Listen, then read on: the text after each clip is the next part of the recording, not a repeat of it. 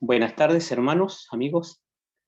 Nuevamente damos gracias al Señor por estar acá, disfrutar de poder predicar el Evangelio de nuestro Señor Jesucristo, el Hijo de Dios. Y el Evangelio se encuentra en su palabra, la Biblia. El apóstol Pablo dice que él fue apartado por Dios para predicar el Evangelio de Dios, que él ya había prometido por sus profetas en las santas Escrituras, acerca de nuestro Señor Jesucristo.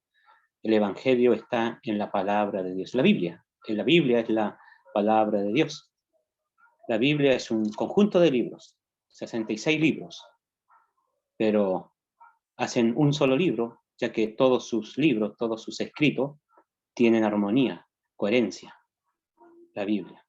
Y la Biblia es cristocéntrica, nos habla de la persona de Cristo. Eso quiere decir que desde Génesis, pasando por los Salmos, los profetas nos hablan acerca de Cristo. El Antiguo Testamento apunta a nuestro Señor Jesucristo.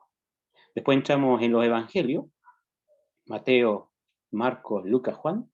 Ahí Cristo entra en acción. Cristo entra en acción y luego Él entrega su vida, resucita y sube al cielo, y luego la iglesia empieza a anunciar a Cristo y a Él crucificado. Y ahí tenemos al apóstol Pablo escribiendo sus epístolas, nos habla acerca de la persona y obra de Cristo. No hay otro tema en la Biblia, sino es Cristo. Y en el Evangelio tenemos que hablar de Cristo.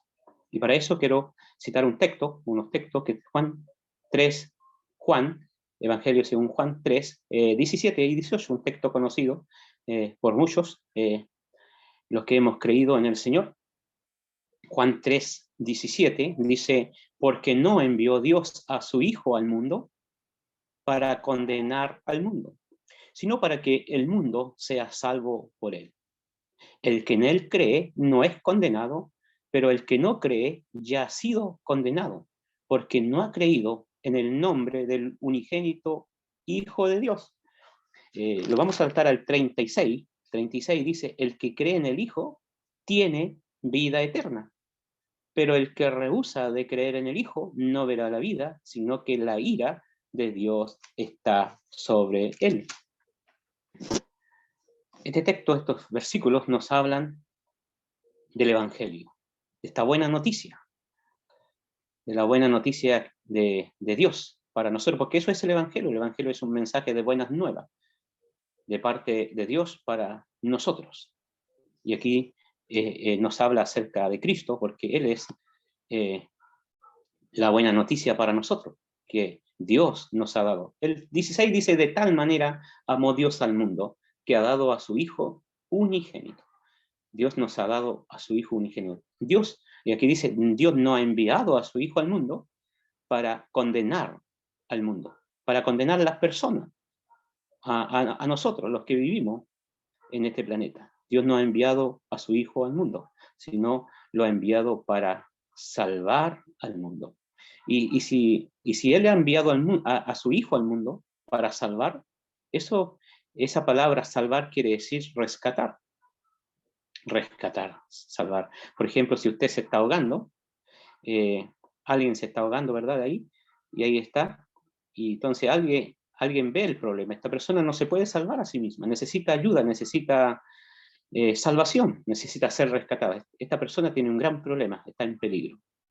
Entonces alguien ve su problema, su peligro, y acude y la saca de allí, lo saca de allí. Entonces esta persona fue salvada. Y esa persona puede decir, yo he sido salvada, iba a morir ahogada, pero aquel hombre me ha salvado, me ha rescatado. Yo estaba en peligro.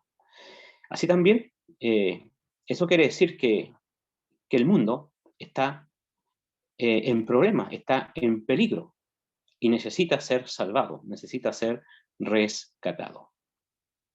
Y aquí dice, Dios no ha enviado al mundo para condenar al mundo, sino para salvar al mundo. Si el Señor Jesucristo, Dios lo enviara como juez, el mundo estaría condenado, porque el mundo está condenado. Eso no dice la palabra, el mundo ya está condenado. Eso dice Romanos 5:16. El juicio vino a causa de un solo pecado para condenación. El juicio vino a causa de un solo pecado para condenación. El pecado dice que ha entrado, porque ese es el problema del mundo, el problema nuestro. Nosotros estamos en el mundo, ese es el problema nuestro, el problema del mundo, de nosotros, es el pecado. El pecado acarrea condenación, condenación eterna, ruina eterna. Y nosotros necesitamos ser salvados. Necesitamos ser salvados. ¿Y cuál es la condenación? Dice, el que no cree en el Hijo ya ha sido condenado. El 3:36 dice, la ira de Dios está sobre esa persona que no ha creído en Jesucristo. O sea, todo aquel que no ha creído en Cristo, no ha acudido a Cristo, está condenada, está condenado. Está bajo la ira de Dios. Porque el texto de Juan 3:36 no dice que la ira estará o estuvo, sino que la ira de Dios está sobre esa persona, porque la ira de Dios se muestra y se revela contra todo pecado, toda iniquidad. Mira Romanos capítulo 1, verso 18. La ira de Dios se revela desde el cielo contra toda impiedad, injusticia de los hombres. Y todos nosotros, aquella persona que aún no está en Cristo, para Dios es una persona impía. Entonces, la ira de Dios se está revelando sobre él, está sobre esa persona. Y no solamente la ira de Dios está sobre esa persona, sino que esa persona también está acumulando ira cada momento que pasa, cada minuto que pasa, la ira de Dios se está acumulando sobre esa persona para el día del juicio final. Eso dice Romanos, capítulo 2, del 1 al 6, se puede leer allí. Del 1 al 6 dice que Dios es lento para la ira, dirá, en el Antiguo Testamento, y Él es paciente. Allí Romano dice que Él es paciente, tiene paciencia. ¿Cuál es la razón de la paciencia de Dios? Pedro nos dirá que la paciencia de Dios es para salvación. La paciencia del Señor Jesucristo, que no ha venido, es para salvación. Eso lo encontramos en 2 de Pedro 3:9 y 3:15. 2 de Pedro, que la paciencia del Señor es para salvación. ¿Por qué? Porque Dios, dice, no quiere que ninguno perezca. Que ninguno perezca. Él quiere que todos los hombres sean salvos. Según 1 de Timoteo, capítulo 2, verso 4. Él quiere que todos los hombres sean salvos, y por eso Dios no ha derramado su juicio, su ira, sobre la humanidad. Entonces Dios es paciente, es misericordioso, y su paciencia es para guiar al hombre, a la mujer, a la fe en Jesucristo, al arrepentimiento y a la fe en Cristo. El texto de Romano dice que el hombre dice, no menospreciéis la benignidad, la paciencia y la longanimidad, dice, de Dios, que te guía al arrepentimiento. Pero aquel que endurece su corazón, lo único que está haciendo, está almacenando, está amontonando ira sobre él para el día de la ira, para el día del juicio final, cuando Jesucristo, el Hijo de Dios, se manifieste como juez, y él tendrá que dictar la sentencia justa. Y allí ya no hay escapatoria. Y Dios dice que Dios ha enviado ahora a su Hijo. ¿Para qué? Para salvarnos de la ira de Dios, para salvarnos de la condenación. Dios nos ha enviado a su Hijo. ¿Qué debemos hacer? Dice, creer en el Hijo. Creer en el Hijo. Porque aquel que cree en el Hijo tiene vida eterna. Juan 3:36, la primera parte. También el verbo es claro allí. No dice tendrá o no, sino que dice tiene vida eterna. Tiene vida eterna. Primera de Juan, capítulo 5, primera de Juan, verso 10. Dice, el que tiene al Hijo, tiene la vida. 10, 11 y 12. El testimonio que Dios nos ha dado dice que es vida eterna, y esta vida está en el Hijo. Y el que tiene al Hijo, tiene la vida. El que no tiene al Hijo, no tiene la vida.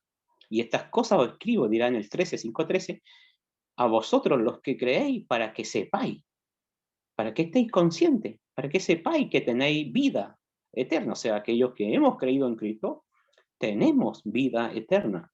¿Y qué es la vida eterna? Juan 17, verso 3, el Señor describe la vida eterna, dice, y esta es la vida eterna, que te conozcan a ti, al único Dios verdadero, y a Jesucristo a quien has enviado. El hombre no puede conocer a Dios, el hombre natural. La razón es que el pecado ha colocado una barrera, a colocar una muralla entre Dios y el hombre. Eso dice Isaías.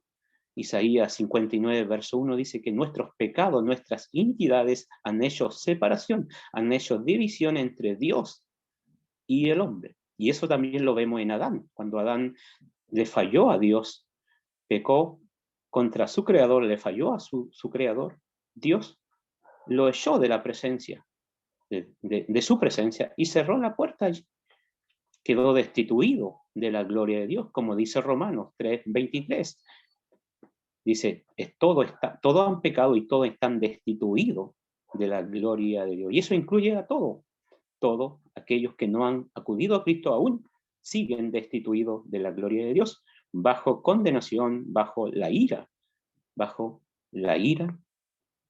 de Dios. Pero aquellos que hemos creído en Cristo, el problema ha sido quitado. Ese problema que nos separa de Dios, el problema es el pecado. El pecado nos impide tener comunión con Dios y conocer a Dios. Y conocer a Dios. El pecado nos enceguece. No podemos conocer a Dios mientras éste no sea quitado en medio entre Dios y el hombre. Entonces, tener comunión con Dios es solucionar el problema del pecado. Y nosotros no podemos hacerlo. Nosotros no podemos. El profeta Jeremías dice, ni aunque nos lavemos con lejía y amontonemos jabón sobre nosotros, aún seguirá el pecado delante de Dios. No podemos librarnos. El pecado nos controla. El pecado, como dice Pablo a los Romanos, capítulo 3, verso 9 en adelante, todo dice están bajo pecado. Todo está controlado con el pecado. No podemos hacer nada. Pero Dios ha enviado a su Hijo para salvar, para solucionar este problema. El Hijo de Dios. ¿Y por qué el Hijo de Dios puede hacerlo? ¿No puede hacerlo otra persona ni un ángel? Es porque el Hijo de Dios, Él está capacitado. Solo Él puede hacerlo. ¿Por qué? ¿Cuál es la razón? Porque es el Hijo de Dios. El Hijo de Dios. De tal manera amó Dios al mundo que ha dado a su Hijo. Pero este no es cualquier hijo. Por ejemplo, las religiones muchas veces nos enseñan que todos somos hijos de Dios. Pero este texto echa abajo lo que ellos dicen, porque dice, de tal manera amó Dios al mundo que ha dado a su Hijo unigénito, no dice a su Hijo primogénito. Cuando habla de primogénito lo dice en Colosenses 3:15-16, pero lo está hablando allí de su autoridad, de su rango que él tiene, porque él es el dueño de todas las cosas. Y él es antes de todas las cosas, y todas las cosas por él subsisten. Él es el primogénito, el que tiene la supremacía, el que sustenta todas las cosas. Y aquí vemos en Juan, que es el Hijo unigénito, él es el único de María. Si leemos en Mateo, de María dice que es el hijo primogénito. Eso significa que es el primero de María, y María tuvo más hijos. Eso los enseñan los evangelios. Pero cuando se refiere a Dios, dice que es el unigénito Hijo de Dios. Eso quiere decir que Él es único en su clase, es singular, no hay otro como Él. Y eso quiere decir que al ser Hijo de Dios, quiere decir también que Él es igual a Dios, es igual a Dios. Eso también lo podemos saber cuando los fariseos lo querían matar, cuando en Juan 5 18 dice que los judíos no solo quebrantaba el día de reposo, lo quería matar porque no solamente quebrantaba el día de reposo, sino que decía que Dios era su propio Padre, haciéndose igual a Dios, haciéndose igual a Dios. Y después del 19 en adelante hasta el 28, él allí nos da 7 antecedentes de su igualdad con Dios el Padre. Nos dice esos versículos que él es igual al Padre. Entonces él es único, él tiene el mismo peso del Padre, el mismo rango, ya sea en conocimiento, ya sea en autoridad y en adoración. Eso lo encontramos en el texto citado de Juan 5, 19 en adelante. Por ejemplo, cuando él dice que todo el juicio dio al Hijo, igualdad ahí lo tenemos en juicio, para que todos honren al Hijo, dice, como honran al Padre, lo tenemos en igualdad en posición, en adoración. Así como el Padre tiene vida en sí mismo, así también ha dado el Hijo al tener vida en sí mismo. Tiene igualdad en autoexistencia, igualdad en resucitar muertos, así como el Padre levanta a los muertos y le da vida, así también el Hijo a los que quiere da vida. Y lo tenemos también en igualdad de otorgar vida espiritual, igualdad en conocimiento, igualdad en obras. Las Escrituras nos enseñan en Corintios que el Padre es la fuente de todo lo creado, pero el Hijo es el que lo lleva a cabo, el Hijo de Él procede, de Él es el que ejecuta las cosas, las cosas. Dios hizo todo, como dice Hebreo, todo lo ha hecho por medio de su Hijo, por quien asimismo hizo el universo, dice, y quien es el que sustenta todas las cosas. Jesucristo es el Hijo de Dios, es igual a Dios, es Dios, Dios manifestado en carne, Emmanuel, Dios con nosotros, Juan 1:12, también lo dice Pablo 6:16 de Timoteo. Indiscutiblemente grande el misterio de la piedad. Dios fue manifestado en carne. Él es Emmanuel, Dios con nosotros. Así lo presentan los profetas, los presentaban a Cristo como el Dios fuerte, el admirable, el consejero, cuyas salidas son desde el principio hasta los días de la eternidad. Él es el mismo ayer y hoy, y será por los siglos de los siglos, dirá el escritor a los Hebreos 13:8. Jesucristo es Dios, dirá también el escritor a los Hebreos, capítulo 1, verso 8, cuando Dios lo invita a sentarse a tu trono, dice, tu trono, oh Dios, por los siglos de los siglos. Has amado la justicia y aborrecido la maldad, por lo cual te ungió Dios, el Dios tuyo, con óleo de alegría. Tu Señor, que en el principio fundaste la tierra y los cielos son obra de tus manos. Ellos perecerán, pero tú sigues siendo el mismo. O sea, en Él no hay sombra de variación. En Cristo Jesús es el Hijo de Dios, está al mismo nivel del Padre, tienen el mismo rango, el mismo poder, la misma autoridad. Jesucristo es el Hijo de Dios, es el único en su clase. Pero también las Escrituras nos enseñan en Juan 1:12, porque también nosotros los creyentes somos llamados hijos de Dios. Podemos llamarle a Dios Padre, tenemos ese privilegio, Dios nos ha dado ese privilegio. Juan 1:12 dice, todo aquel que recibe al Hijo, o sea, al unigénito, todo aquel que cree en el unigénito, Dios le da el derecho y el privilegio de ser llamados hijos de Dios. ¿Cuándo pasamos a ser nosotros hijos de Dios? Cuando nosotros vamos a Cristo y creemos en Él. Creemos en Él, en su persona, somos llamados hijos de Dios y lo que se usa también para nosotros ahora, como hijos de Dios, que somos adoptados hijos de Dios. Ahora nosotros pasamos a ser adoptados. Eso quiere decir que antes no éramos, pero en el momento que hemos creído en el unigénito Hijo de Dios, pasamos a ser hijos adoptados, y eso usted lo puede encontrar en Romanos, capítulo 8, 14 y 15, Efesios, capítulo 1, verso 3 al 5. Gálatas 4, 4 y 6 nos pueden encontrar que somos adoptados hijos de Dios. Y todo, dice Pablo a los romanos, o sea, Pablo a los gálatas, todos somos hijos de Dios en la fe en Jesucristo. Pero ¿cuáles son esos todos? Los que hemos creído, los que tenemos puesta la fe, la confianza totalmente en el unigénito Hijo de Dios, aquel que es Dios manifestado en carne. El que cree en el Hijo tiene vida eterna, es decir, tiene esta comunión con Dios, es un hijo de Dios. Y el amor de Dios se derrama en esta persona. El amor de Dios, ya la ira de Dios no estará sobre esa persona, sino que el amor de Dios se derrama en su plenitud en esa persona. Eso lo contate Romanos 5, 4. Dice, la esperanza no avergüenza, porque el amor de Dios ha sido derramado en nuestros corazones. En nuestros corazones. Dios de tal manera nos amó al mundo, dice, que ha entregado a su Hijo unigénito. No hay mayor amor.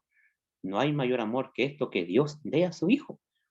Primera de Juan 3:16 dice, en esto se mostró el amor de Él, que Él dio su vida por nosotros. Juan 15:13 dice, no hay mayor amor que este, que alguien ponga su vida. Allí está diciendo su vida por los amigos. O sea, no hay mayor amor. No hay palabras para describir el amor de Dios. No hay palabra. No hay mente que pueda entender la profundidad. Porque Dios dice, Romanos 5:10, que Él nos reconcilió consigo mismo, siendo enemigos. O sea, Cristo se entregó, siendo nosotros impíos, siendo enemigos, siendo pecadores, pecando contra Él. Aún Él estuvo dispueto a entregarse por nosotros por amor. Eso dirá Pablo a los Gálatas 2:21. Cristo me amó, dice, y se entregó a sí mismo por nosotros, ¿no?, para llevarnos a Dios. El justo muere por los injustos, dirá Pedro en su epístola. Dios no ha enviado a su Hijo. Dios nos amó y nos ha dado a su Hijo. Cristo nos amó y se entregó a sí mismo. ¿Para qué? Propósito, para salvarnos. ¿Salvarnos de qué? Salvarnos de las consecuencias que acarrean el pecado, que es la ira de Dios, la maldición de Dios, la condenación eterna. Dios vino a salvar, Dios ha enviado a su Hijo para salvarnos, y para eso Él tenía que morir. Pablo a los Corintios capítulo 15, verso 3 dice, Cristo murió. Pablo a Timoteo dice, Cristo vino al mundo a salvar a los pecadores, y para eso, Pablo dice, tenía que morir. ¿Quién murió? Cristo, el Hijo de Dios, aquel que tiene dos naturalezas en su persona. Él es el que murió. Murió. ¿Por qué murió? Allí el texto bíblico dice, Cristo murió por nuestros pecados. Cristo murió por nuestros pecados. Es decir, por las consecuencias que acarrean nuestros pecados. Las consecuencias. Nosotros merecimos castigo, no nuestro pecado. Nuestro pecado no merece castigo. Nosotros merecemos castigo. ¿Quién va a la cárcel? ¿El robo o aquel que robó? ¿Quién va a ir al infierno?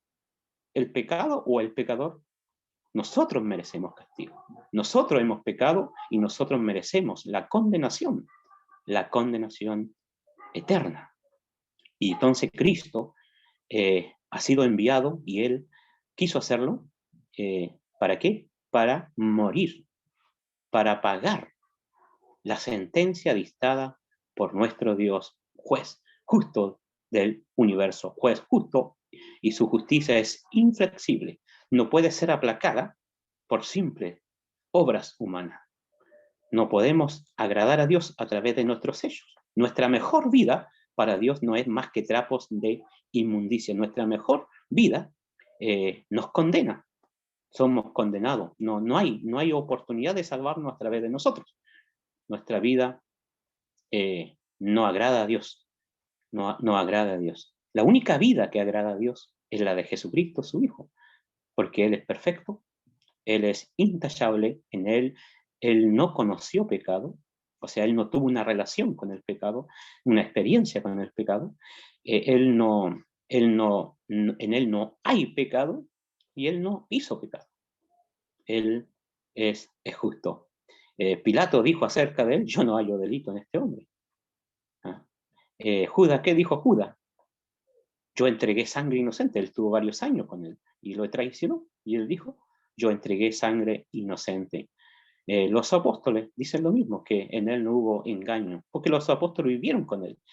Ellos escuchaban sus palabras, lo que decía, lo que hacía, y ellos dicen, yo no hallo delito, o sea, no hubo engaño en su boca. Cuando le maldecían no respondía con maldición, y cuando sufría Él no amenazaba, sino que oraba. oraba por sus transgresores. Padre, perdónales porque no saben lo que hacen. Eso ya lo había profetizado el profeta Isaías 53 al final, que él oraba por sus transgresores y así fue. Jesucristo, él no hizo pecado, no conoció pecado, y a él, allí en la cruz del Calvario, se le cargaron nuestros pecados, los suyos y los míos se le cargaron. Jehová dice, cargó en él todos nuestros pecados. Él se hace responsable de nuestra vida, y nuestros pecados se le cargaron a él. El que no conoció pecado, por nosotros Dios lo hizo pecado. Lo hizo pecado. Es decir, Dios tomó nuestros pecados y los cargó en él. Y de esa manera Dios reconcilia al mundo y no toma en cuenta los pecados de la humanidad. ¿Por qué? Porque los pecados se le han sido cargados a Cristo. Él es el Cordero de Dios que quita nuestros pecados. Y ahora podemos mirar la cruz donde sucedió, dice el apóstol Pedro. Él mismo llevó nuestros pecados en su cuerpo allí en el madero, o sea, en la cruz. Ahí en la cruz, Cristo, el Hijo de Dios, cargaba con nuestros pecados. Después que Él fue rechazado, que fue menospreciado, escupido, burlado, abofeteado, clavado en la cruz, sus manos al madero, sus pies al madero, esa corona tejida de espina, después que aquellos que Él vino a salvar se burlaron de Él entra en 3 horas de tiniebla y ahí Dios reconcilia consigo al mundo por medio de Cristo. ¿Cómo lo hace? Cargando nuestros pecados. Y ahí está Él cargando nuestros pecados en su cuerpo hace más de 2000 años atrás, entre el cielo y la tierra, y ahí va a sufrir Él lo que merecen nuestros pecados. Él va a sufrir por nuestros pecados. ¿Y qué hace? ¿Y qué sufre Él? El desamparo. El desamparo. Nosotros no podemos agradar a Dios. Dios nos había dado una ley. Dios había dado una ley a su pueblo, pero con esa ley juzgará al mundo. Los 10 mandamientos.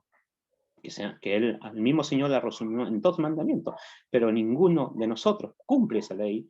Esa ley nos muestra lo pecadores que somos, lo impotente que somos, lo débil que somos para alcanzar el ideal, el estándar divino, y solamente nos queda enmudecer, callar y admitir nuestra culpa, que somos pecadores y que nada podemos hacer. Esa ley nos condena.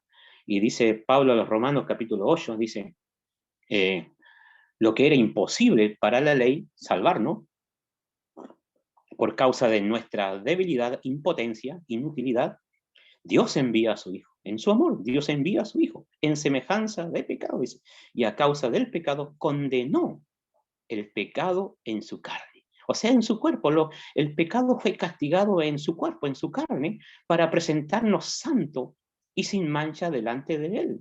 Citando Colosenses. Dice que Él nos reconcilió en su cuerpo de carne por medio de la muerte de Cristo para presentarnos santo y sin mancha, irreprensible delante de Él, si en verdad permanecemos fundados y firmes en la fe, sin moveros de la esperanza del Evangelio que hemos oído. Usted está escuchando el Evangelio, dice, el cual se predica en toda la creación bajo el cielo. Entonces, al creer en Jesucristo, al creer en este mensaje que se llama Evangelio, Dios nos presenta santo y sin mancha delante de Él. ¿Por qué? Porque toda nuestra vida corrupta de pecado se le ha imputado, se le ha cargado a Cristo, y al creer en Cristo, la vida de Cristo se nos imputa a nosotros, se nos atribuye a nosotros.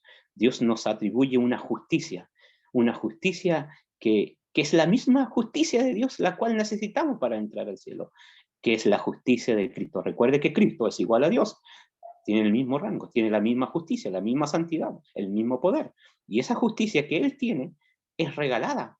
Bienaventurado a quien Dios atribuye justicia sin obra, dice Romanos 4. Bienaventurado el hombre a quien Dios perdona sus pecados. Nosotros estábamos condenados, pero Dios da una justicia, una justicia en Cristo. Romanos también lo dice, Romanos capítulo 5, verso 17.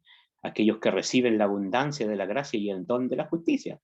¿Quiénes son? Aquellos que hemos creído en Cristo. Si usted va a Cristo y cree en Cristo, usted va a tener esta justicia y va a tener salvación, no va a ser condenado. Pero si usted rehúsa de creer en el Hijo, usted ya está condenada, está condenado, y la ira de Dios está sobre él. Solamente por Cristo somos salvos de la ira. Romanos 5, capítulo 1, dice, justificados pues por la fe, tenemos paz para con Dios. No hay otra manera de tener paz. El hombre es un enemigo de Dios, el hombre está separado de Dios, y solo por la fe tenemos paz para con Dios y agrega, por medio de Jesucristo. Y estando ya justificado en su sangre, dice el 5:9, por él somos salvos de la ira. Somos salvos de la ira. Aquellos hombres que se convirtieron, lo de Tesalónica capítulo 1, versos 9 y 10, dice que ellos se convirtieron a Dios, o sea, creyeron en Dios, creyeron en Jesucristo, y ahora ellos sirven al Dios verdadero y esperan de los cielos a Jesucristo, el cual fue resucitado de los muertos, quien nos libra de la ira venidera. Quien nos libra de la ira venidera. Aquel que ha creído en Cristo tiene una esperanza. ¿Qué esperanza? Que Cristo viene. Él viene para llevarnos a la casa de nuestro Padre Celestial, porque allí es nuestra morada eterna, la casa de Dios. Como dice el Salmo 23, allí viviremos por largos días. Él le dijo a los fariseos, Juan 8, y le dijo a los fariseos, aquellos que no querían creer en él, le dijo, ustedes van a morir en sus pecados y donde yo estoy, ustedes no podrán estar. Sí, aquellos que no creen en Cristo, lo que él dice acerca de él y acerca de su obra, no van a poder estar donde está Cristo.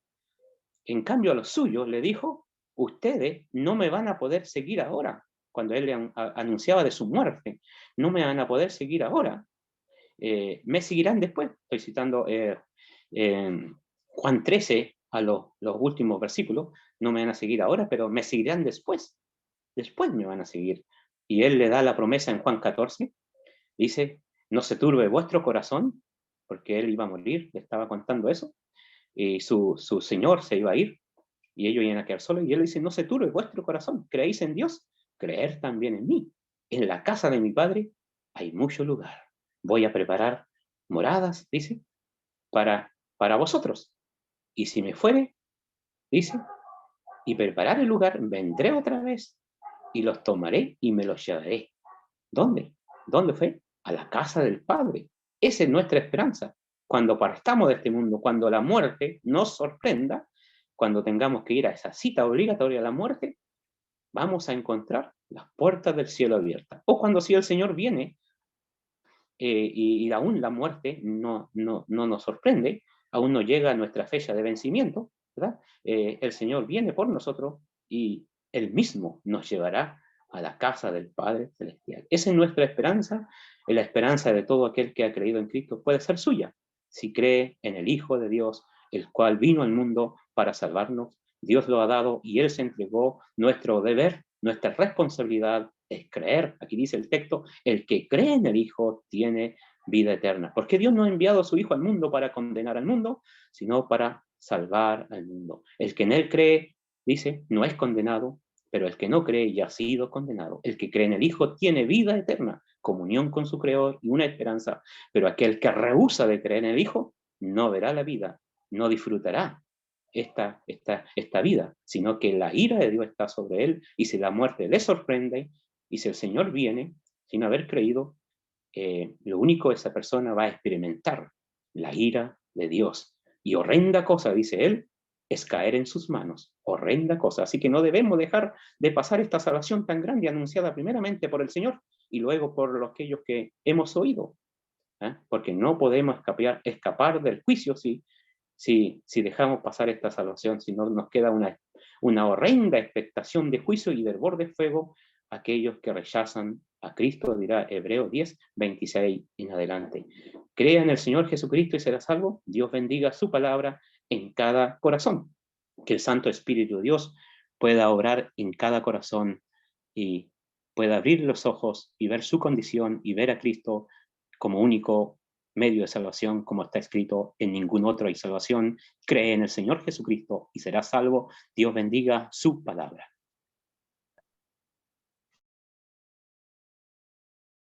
Muy bien, buenas tardes a todos. Sigo dando la bienvenida a todos los que han podido dar un tiempo de esta tarde para escuchar el Evangelio. Y como mi hermano ya lo expuso, es tremendamente importante, es tremendamente precioso el mensaje, saber que Dios salva al pecador. Y en ese sentido igualmente quiero enfatizar lo que ya escucharon, el hecho de que en esta salvación que Él ofrece, en esta salvación que Él ha dado, tenemos vida eterna. Y tal como mi hermano dijo, si la muerte nos sorprendiere, o aún si el Señor viniera antes y nosotros no muriéramos, pero Él viniera y sus propósitos empezaran a desarrollarse en este mundo, ya no podríamos seguir viviendo aquí. Y espero y esperamos que puedas creer el mensaje de salvación para que si Él viene, te lleve a su morada, lleve a su presencia, a las moradas que Él está ya en el cielo preparadas. En ese sentido, tú te preguntarás, ¿y por qué este mensaje ocurre así? ¿Cómo es posible que si yo pongo mi fe en Cristo, Dios perdone mis pecados, grandes o pequeños? Todo pecado delante de Dios debe ser pagado. Todo pecado debe ser condenado. Debe haber un castigo por el pecado. Tú igualmente lo sabes. Y la razón para eso es súper simple. Imagina alguien te robara el auto o te robara la casa y esta persona te dijera, bueno, ciertamente te robé el auto, pero quiero que me perdones y hagamos como que no pasó nada. A lo que tú dirías, yo no puedo, porque tú me acabas de quitar algo que era mío. Y ahora, como tú me lo quitaste, yo, por ejemplo, ya no puedo ir al trabajo, ya no puedo ir a lugares que tengo que ir, ya no puedo atender a las cosas que tengo que atender.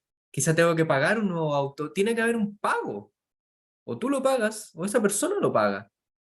Pero quiero que veamos en una historia del Nuevo Testamento cómo la obra de Cristo es para salvación en el sentido de que Él ocupa nuestro lugar y tú ocupas su lugar, en que en la justicia de Dios, ya que siempre tiene que haber un pago, acuérdate del ejemplo, si te quitaran algo tuyo, sentirías que es una falta de justicia o una falta de respeto si te dijeran hagamos como que no pasó nada. Una cosa es que tú perdones a la persona, eso es otro tema, pero no podemos hacer como que no pasó nada, te quedaste sin auto, tiene que haber un pago. Observen cómo en Mateo se desarrolla este tema. Mateo capítulo 3 dice así.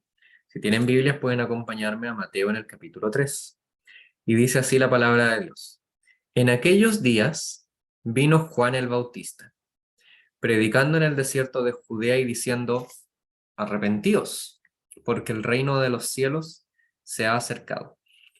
Hasta aquí en el Evangelio de Mateo, que es el Evangelio del Rey, el Rey ha sido presentado con su genealogía real, donde este Rey se presenta hacia todos con las cualidades de Rey de la línea de David como el que viene a gobernar. Los reyes se oponen contra él, Herodes principalmente, y tratan de quitarle la vida a este rey, pero no pueden. Y ahora en el Evangelio de Mateo va a ocurrir la presentación del rey. Está Juan en el desierto de Judea. Es importante dónde está. Pues este es aquel, y dice arrepentíos, el mensaje es de arrepentimiento. Él les manda a arrepentirse. Él les manda que ya no sigan en sus pecados. ¿Por qué les manda esto? Pues el reino de los cielos se ha acercado. ¿Recuerdas lo que dijo mi hermano? Si llegara tu hora, que no te pille desprevenido, que no te encuentre sin haberte preparado. El reino de los cielos se ha acercado. Y el profeta Juan el Bautista habla y dice, Pues este es aquel de quien habló el profeta Isaías. Se están refiriendo a Juan el Bautista. El autor está hablando y diciendo, cuando dijo, voz del que clama en el desierto, preparad el camino del Señor, enderezad sus sendas. Este es un texto de un libro que se llama Isaías, y el capítulo donde lo saca es tremendamente precioso porque cuando Isaías escribió estas palabras, todo el contexto del capítulo, si quieres puedes leerlo después, habla acerca de un día en el futuro donde después de que Israel haya pagado por sus pecados, Dios dice, consuelen, consuelen a mi pueblo, ya pagó por sus pecados.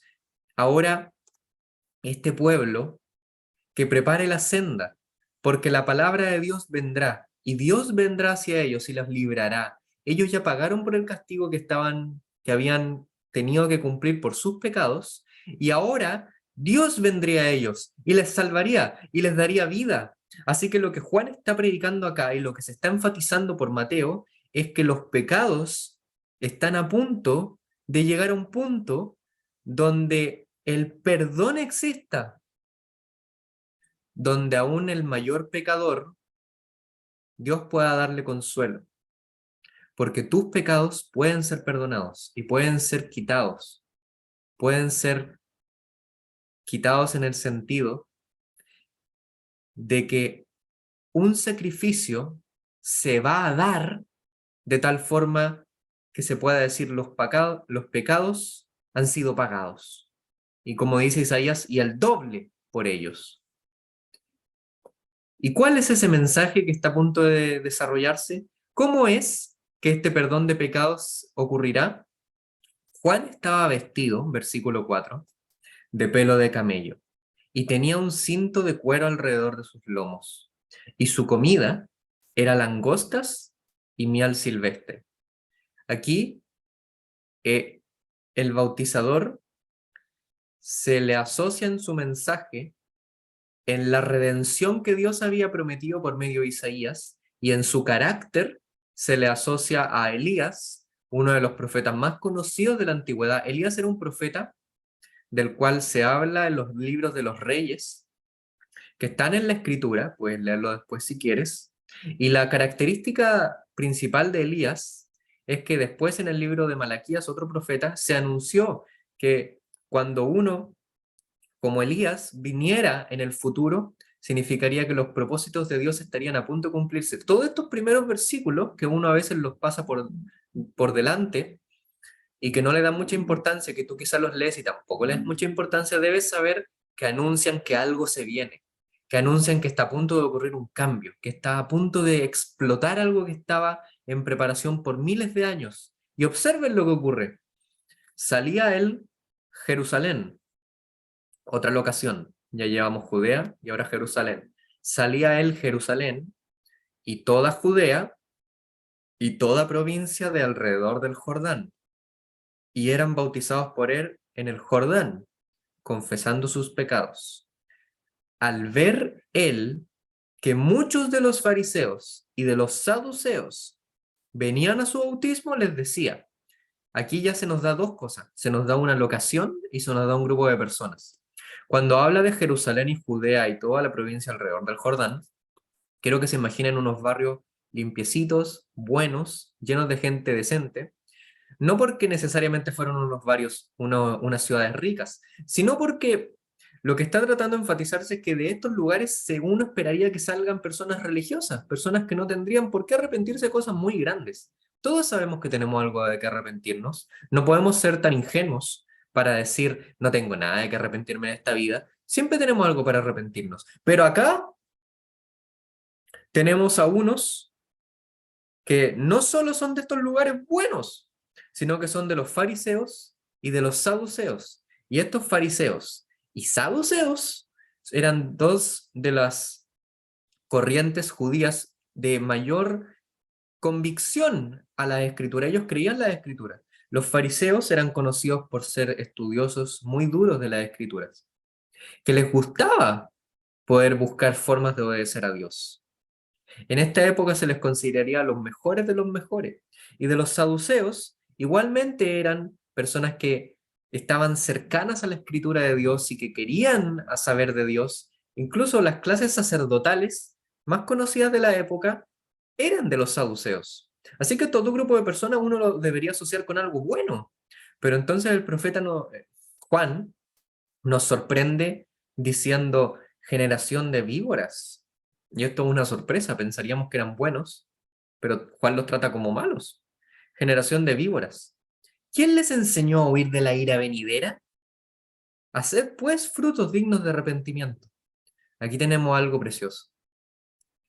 Los versículos de Isaías y de Malaquías y todo el inicio del capítulo apuntan a que Dios está a punto de venir a dar perdón de pecados. Y después nos presentan grupos de personas que pensarían que son buenas, pero Juan los trata como malos para enfatizar que no importa lo bueno o lo malo que uno se sienta, todos necesitamos este perdón de pecados. Y si nos acercamos a Él en una actitud de dame lo que merezco, no es la actitud correcta y no es lo que Dios espera.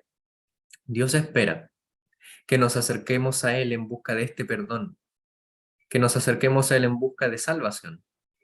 Y en ese sentido, esta generación de víboras son así, quizá, porque yo me imagino que está enfatizando los grupos de personas que son, quizá porque ellos vieron que Juan estaba bautizando muchas personas de una manera famosa y que mandaron a algunos de sus grupos, de los fariseos y los saduceos, para averiguar qué estaba pasando. Y quizá estos se estaban bautizando porque sí. Eso es todo menos arrepentimiento. No te acercas a Dios con una actitud de veamos cómo me va la vida contigo, veamos si sí, veamos si no, y después te responderé si es que me dedico a ti o no. No, tienes que acercarte a Él, sabiendo que Él es Dios y que estamos en deuda con Él, y que no hemos hecho lo bueno, y que a este mundo lo tratamos todo como un mundo dedicado a Dios. Yo no sé si tú te has dedicado a Dios, yo no sé si usas la palabra dedicación.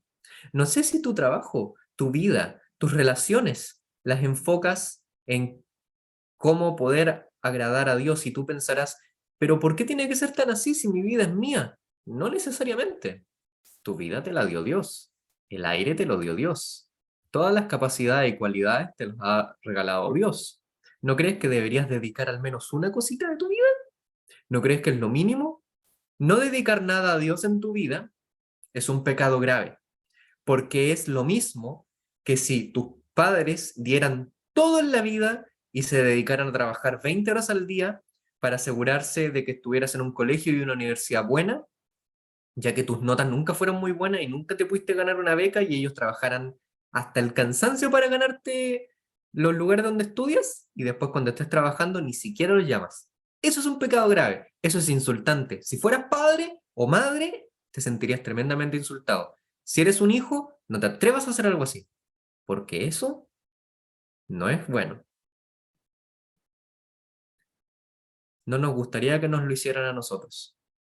No nos gustaría hacerlo.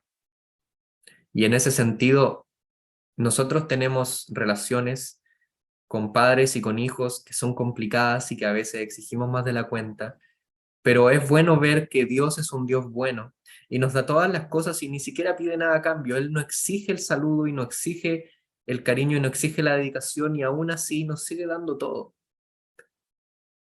Independiente de cómo tengamos nuestras relaciones con nuestras familias, creo que es un buen momento para apreciar todo lo que Dios nos da. Y entonces Juan les dice, hagan frutos dignos de arrepentimiento, vivan así, vivan dándose cuenta que esto no es por lo que son o por lo que merecen, que esperan a Dios, que esa sea su actitud. No piensen, después les dicen al 9, decir dentro de vosotros mismos, Abraham tenemos por padre. ¿Vieron? Ahí está el tema. Ellos, ¿en qué vaso mi cercanía con Dios? Quizá Juan dice de dónde vienen, o la clase, o la familia de la que vienen. Porque yo os digo, dice Juan, que Dios puede levantar hijos a Abraham aún de estas piedras. Como un dato curioso, Juan no hablaba español, no hablaba griego, y en esa época no hablaban hebreo, en el habla, se leía el hebreo, pero no se hablaba. Lo más probable es que Juan hablaba en arameo. Y lo que él está diciendo acá hubiera sido muy divertido porque la palabra para piedra es ya Abraham, que se parece mucho a Abraham. Así que literalmente les está diciendo, no piensen decir dentro de ustedes a Abraham, tenemos por Ab, padre, porque yo les digo que Dios puede levantar hijos a Abraham, aún de estas a Iraam. Les está diciendo, oye, Dios puede hacer lo que quiera, de donde quiera y de donde sea. Así que no pensemos que la tenemos ganada. No pensemos que podemos acercarnos a Él con cualquier actitud. El hacha está puesta a la raíz de los árboles. Por tanto, todo árbol que no da buen fruto es cortado y echado en el fuego. Yo a la verdad os bautizo en agua para arrepentimiento, pero el que viene tras mí, cuyo calzado yo no soy digno de llevar, es más poderoso que yo. Él os bautizará en Espíritu Santo y fuego. Su aventador está en su mano y limpiará su era, y recogerá su trigo en el granero y quemará la paja en fuego que nunca se apagará. En estos 3 versículos, el versículo de en medio es tremendamente difícil porque abiertamente está hablando el Señor Jesús, pero está diciendo que Él vendrá a bautizar con Espíritu Santo y fuego. Y uno se pregunta, ¿de qué se tratará este fuego del cual está hablando? Pero cuando uno lo toma en el contexto y se da cuenta que este es solo un versículo de 3, donde en los 3 se menciona el fuego, y uno se pone a ver, y en el primer versículo, en el 10, los árboles son las personas. El hacha es el hecho de que Dios está a punto de traer juicio y todos los árboles que no dan buen fruto son cortados y echados en el fuego, en la muerte eterna. Luego les dice, en el 12, que Dios está listo, que su aventador está en su mano para limpiar la era, para separar a los que han creído en Él de los que no han creído, que unos serán limpiados y recogidos y puestos en el granero, en la casa del Padre, como ya dijo mi hermano, y otros van a ser quemados en un fuego que nunca se apaga, el infierno. Y cuando vemos que estas dos cosas siempre son los mismos, fuego por un lado y salvación por el otro, muerte por un lado y vida por el otro, nos damos cuenta, puede que el versículo 11 se refiera a que una persona viene y él bautizará. Él les va a dar algo que no es de ellos. Juan estaba bautizándoles, dándoles algo que no eran de ellos, algo externo. Y esta otra persona va a hacer algo parecido. Y él va a darles Espíritu Santo, pero también les va a dar fuego. Y uno se pregunta, ¿cómo se pueden conciliar estas dos cosas? En el 10 y el 12, el fuego y el agua son contrarios. El fuego y el agua no se tocan. Pero acá parece que hay uno que con Espíritu Santo y con fuego puede dar las dos cosas. ¿Cómo es posible eso? Versículo 13. Entonces Jesús vino de Galilea. Ojo, no vino de Jerusalén, no vino de Israel, no vino de Judá, ni vino del Jordán. Vino de Galilea, una tierra que lo más probable es que estos que están siendo bautizados acá no hubieran visto como una tierra buena, no hubieran visto como una tierra llena de personas dignas de que sean dignas de que sean para Dios. Ellos dirían, no, si nosotros no tenemos tanto de qué arrepentirse. Si alguien viniera de Galilea, él debería arrepentirse, porque son todos malos allá.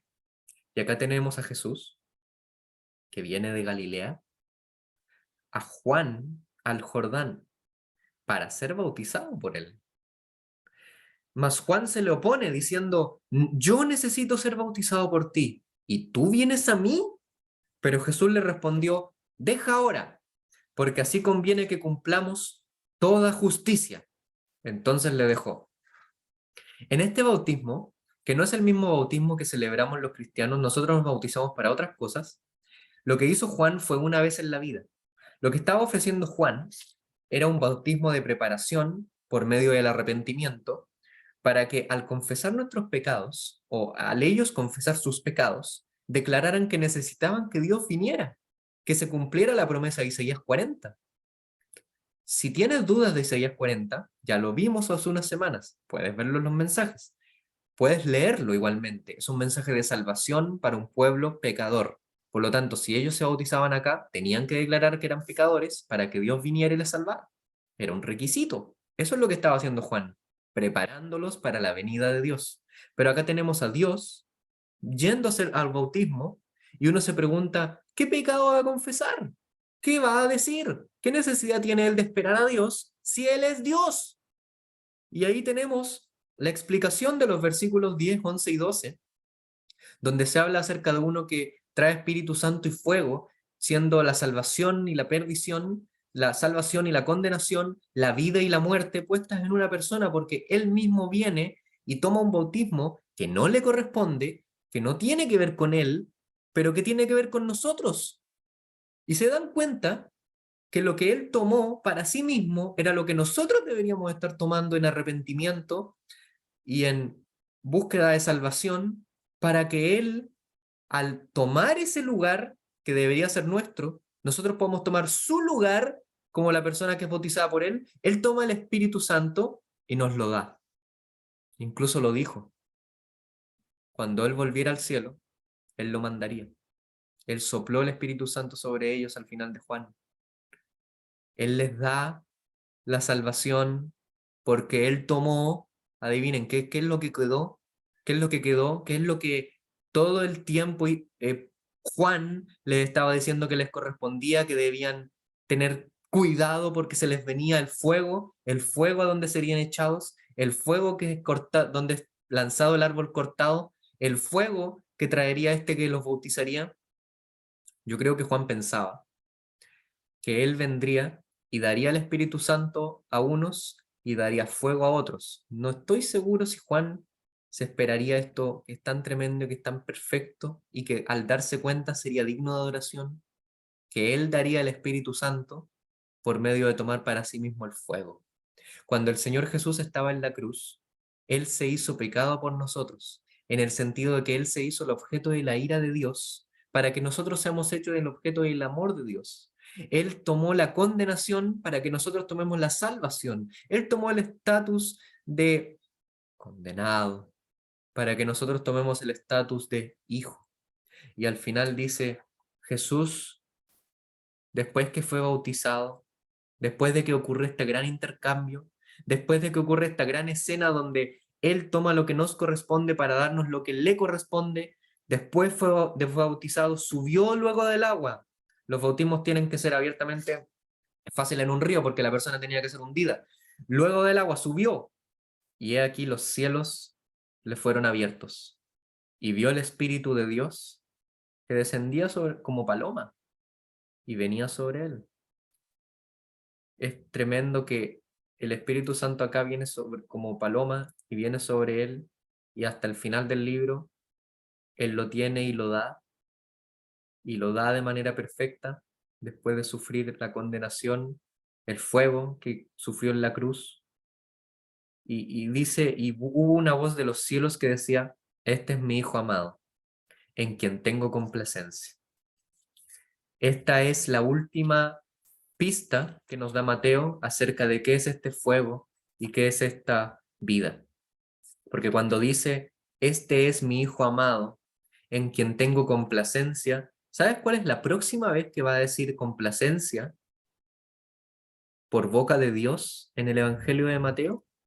En el capítulo 12, cuando se está hablando del mismo Señor Jesús, otra promesa de Isaías se cumple y se relata.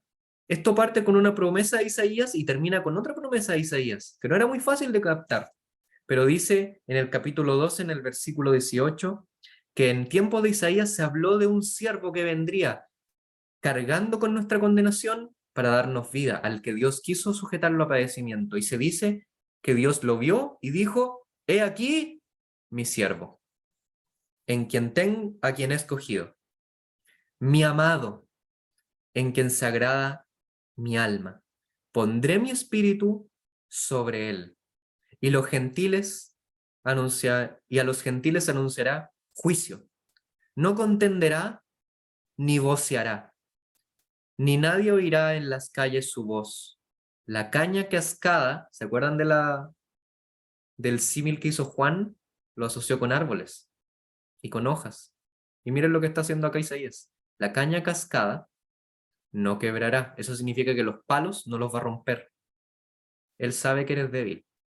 Él sabe que no puedes obedecer por tu cuenta. No te va a forzar, no te va a obligar, no te va a llenar más de reglas, no te va a llevar al punto del quebrantamiento. y el pábilo que humea no apagará. Fuego. ¿Se dieron cuenta?